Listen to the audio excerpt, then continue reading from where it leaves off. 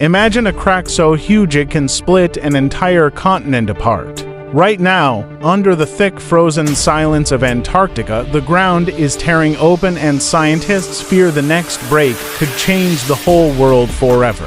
Why is Antarctica's ground suddenly cracking apart? Look at this massive to kilometers crack that appeared in Antarctica. This crack grew so wide that it literally split a huge part of Antarctica, separating it from the continent. This crack is called Chasm One. Chasm means a deep crack, and one because it was the first major crack spotted in that region. But that was just the beginning. Now, look at this image. Another crack tore apart another huge section of Antarctica, as if another limb was ripped off a body. And then another one. It's quite strange that in the past few years, the number of cracks in Antarctica has suddenly surged. Even scientists are confused because it seems as if every hidden fracture inside the ice is suddenly awakening. But what's the biggest concern here? Do you know? If this continues, will Antarctica one day break into pieces? For example, look at this northeastern region of Antarctica. The colorful lines you see are the traces of glaciers that have already broken off and flowed into the ocean. Antarctica literally stores 70% of the world's fresh water in the form of ice. When these glaciers melt, they will multiply global sea levels drastically. Just to give you an idea, it is a well-known scientific fact that if just one glacier, the Thwaites Glacier, completely melts, sea levels could rise by at least 65 centimeters. Now think about the seriousness. Only a 6-inch rise in sea level has already turned coastal regions like North Carolina into regular flood zones. Roads blocked, homes submerged, people trapped, etc. And that was just a 6-inch elevation. Many countries like Japan, Bangladesh, China, and even regions in India such as Kerala and West Bengal are already below sea level. If glaciers keep melting, large portions of these cities will drown. That's why this is becoming almost a global emergency. To study this closely, many countries have built their research bases in Antarctica. But building a research base in such an extreme environment isn't easy. Believe it or not, scientists and explorers literally struggled for decades just to manage it. In fact, in human history, the first humans only set foot here about 200 to 300 years ago, and that itself was a record-breaking struggle. Imagine a place where temperatures drop to -80 degrees Celsius and humidity is less than 1%. Technically, it's drier than the Sahara Desert.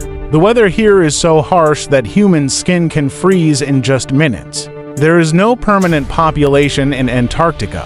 In fact, no land animals live here either.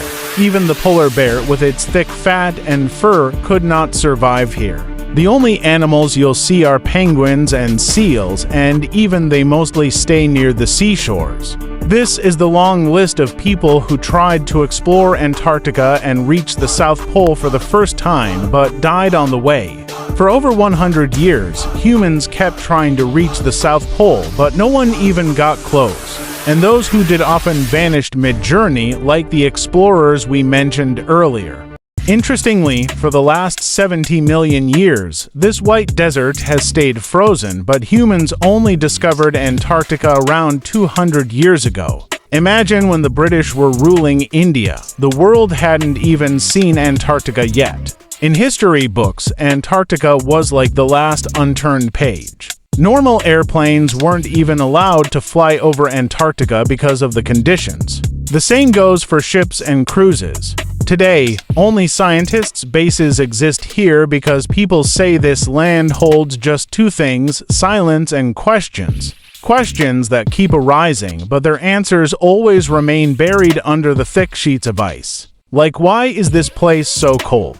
How could a dense forest once exist here? Why does NASA keep coming here repeatedly? And the biggest mystery, if this is just an icy land, why are there unexplained UFO sightings here? What exactly makes Antarctica the deadliest land on Earth? Why did so many people lose their lives just trying to reach its center? So friends, let's flip the last page of history and unlock the secrets buried beneath this frozen grave. Over 2,000 years ago, philosophers like Aristotle and Ptolemy imagined a large landmass in Earth's extreme south. They believed some huge land must exist to balance the islands in the north. This mysterious land of imagination was given a Latin name, Terra Australis Incognita, the unknown southern land. In 1520, the famous Portuguese explorer Ferdinand Magellan reached the tip of South America and spotted a passage beyond which he saw many icebergs. But as you can see, he was still far from Antarctica. Then in 1773, the British explorer Captain James Cook went further south and became the first human to cross the Antarctic Circle.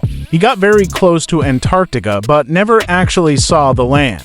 All he could see were massive ice mountains from afar. So, he returned. Finally, in 1820, a Russian explorer, Fabian Gottlieb von Bellingshausen, revealed to the world that behind those towering ice cliffs there was an entire continent hidden. This continent sat about 2,500 meters above sea level, perched on mountains. That's why Cook missed it. Even today, Antarctica is considered the world's highest continent. But how could anyone climb such steep cliffs? Where could they even land their ships? There were no safe harbors, only thick, rocky glaciers. Add to that freezing winds, giant waves, rapidly changing weather, and sub-zero temperatures. Because of these, Bellingshausen had to turn back. For the next 50 to 60 years, little progress was made. Explorers and captains who tried to sail there either got destroyed by storms, frozen to death, or starved.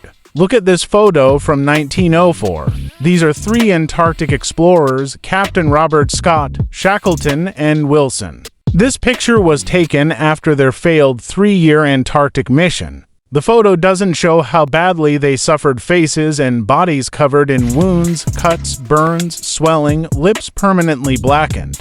Imagine in Delhi's winters, our lips crack and we call it dry and cold. Delhi goes down to just 5 degrees Celsius with 30% humidity. In Antarctica, the temperature drops to minus 90 degrees Celsius and humidity averages below 1%, sometimes as low as 0. South Pole tested sailors in ways they were never prepared for. In fact, in Scott's case, things got so desperate that crew members had to eat their own sled dogs to survive. But failure didn't stop Scott. Antarctica's mystery kept pulling him back. He swore he would set foot on Antarctica, and not just that, he would reach the exact center, the South Pole, and plant his nation's flag there. Finally, in 1911, after a year-long journey, Robert Scott and 4 crew members reached Antarctica and bravely pushed on through storms and blizzards until they finally set foot at the South Pole. It was supposed to be the most historic moment of his life. But tragically, when they arrived, they found a Norwegian flag already planted there. Roald Amundsen, an experienced Norwegian polar explorer, had reached just a month earlier with better planning. Amundsen became the first man to touch the South Pole. Shattered, Scott and his team turned back. But while returning, they got caught in a massive snowstorm. One by one, all of them perished. This tragic mission, called the Terra Nova Expedition, is on the same list of explorers who never made it back, forever buried under the ice. BBC, in a 2020 article, even called Antarctica a frozen graveyard. Scott's body was just one among many sailors lost in unfinished expeditions. Even today, countless bodies are buried deep inside crevasses and glaciers, never found. And if you look carefully at these deaths, you'll notice repeating patterns: explorers lost in storms, starved, ships wrecked, or swallowed by crevasses. Why do these tragedies keep happening? To understand, we need to look at Antarctica's unique geography and laws of nature that make it different from even the North Pole. First, Antarctica has way more ice than the North Pole. In fact, 90% of the world's ice lies here, storing 70% of the world's fresh water. That's why its average temperature ranges from minus 40 degrees Celsius to minus 90 degrees Celsius. By contrast, the Arctic only ranges from 0 degrees Celsius to minus 40 degrees Celsius. That's also why you'll find land mammals in the North Pole: wolves, foxes, reindeer, muskox, polar bears, even rabbits and sheep. But none of these survive in the South Pole. Another unique thing, the storms here are unlike anywhere else. A typical hurricane on Earth has winds of 100 to 150 kilometers per hour. In Antarctica, winds easily reach 200 to 300 kilometers per hour. Why? Because here, the ground is colder than the sky opposite of the rest of the Earth. Normally, warm air rises from the ground, creating gentle winds. But in Antarctica, cold air is denser and gets pushed downwards by gravity, accelerating violently across the plateau. That's why snow blizzards here are so frequent, forcing researchers to walk tied to rope lines. Also, cold air retains no moisture, making the continent extremely dry with almost 0% humidity. That's why Antarctica literally sucks the moisture out of human skin. Within seconds, exposed skin gets frostbite and turns black, lifeless. Another danger: look at this clip. What do you see? Nothing but white sky white, fog white, ground white? This is called a whiteout. In such conditions, travelers lose all sense of direction, often walking in circles until they fall into a frozen grava crevasse. From above, crevasses look like shallow cracks, but they're 65 to 100 feet deep on average. Step on one unknowingly and you'll fall straight into an icy tomb. Many are hidden under thin snow layers, making them nearly invisible. These crevasses are one big reason so many explorers vanished forever. And the scariest part? Today, these crevasses are suddenly turning into giant cracks. And those cracks are slowly tearing Antarctica apart. A terrifying incident happened right in front of scientists. On October 31st, 2016, in East Antarctica's Brunt ice shelf, the ground suddenly split open. At the same time, Chasm One expanded toward the world's most advanced Antarctic base, Halley VI, run by the British Antarctic Survey. This base, designed to study cracks, found itself trapped between two growing cracks. Situation was worsening fast, but engineers' smart design saved the day. They used specialized tractors to literally tow the modular base 23 kilometers inland, like moving Lego blocks. And it worked. By 2023, the two cracks finally joined and produced a massive iceberg named A81. Scientists took this as a wake-up call. If stable regions could suddenly collapse, what else might happen? Some cracks develop in ways scientists never expected. For example, the Larsen B ice shelf in 2002 completely collapsed in just 35 days. On Pine Island Glacier, cracks were spreading at highway speed to 130 kilometers per hour. In one case, a 10.5 kilometers area split within just hours. Some cracks even trigger chain reactions. One glacier collapsing can drag others with it. Like Thwaites Glacier, nicknamed the Doomsday Glacier. If it melts completely, sea level alone could rise 65 centimeters. In 2025, the world's largest iceberg, Eta 3A, broke off from Antarctica and drifted toward South Georgia, home to huge penguin and seal colonies. Luckily, it got stuck about 70 kilometers away. But here's the shocking part: whenever a massive iceberg breaks off, it doesn't just shake the oceans. It literally shifts Earth's gravitational field and rotation slightly. Yes, the world literally shakes when a chunk of Antarctica breaks away. Also, beneath these massive glaciers and icebergs lies a hidden world that sunlight has never touched. As ice melts, sunlight is reaching the seafloor for the first time. Researchers rush to witness this rare event. For example, at the George VI ice shelf, scientists sent remotely operated vehicles underwater and discovered an astonishing ecosystem: joint sponges, pink corals, glassy octopus, ghost fish, and even a massive phantom jellyfish with a 5-foot bell. This shows life finds a way even in dark, frozen conditions. Now, just as hard as it is for humans to navigate here, it's equally risky for airplanes. Commercial flights avoid flying over Antarctica.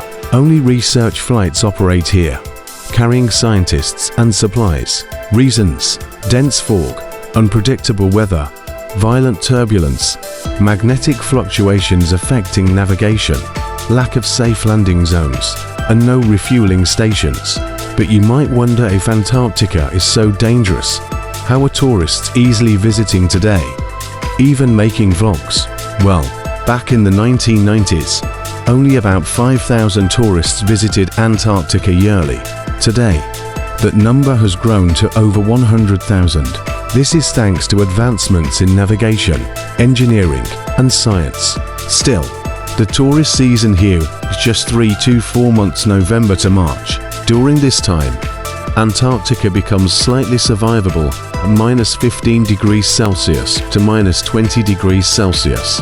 With proper protection, you won't instantly freeze, and your eyes won't ice over.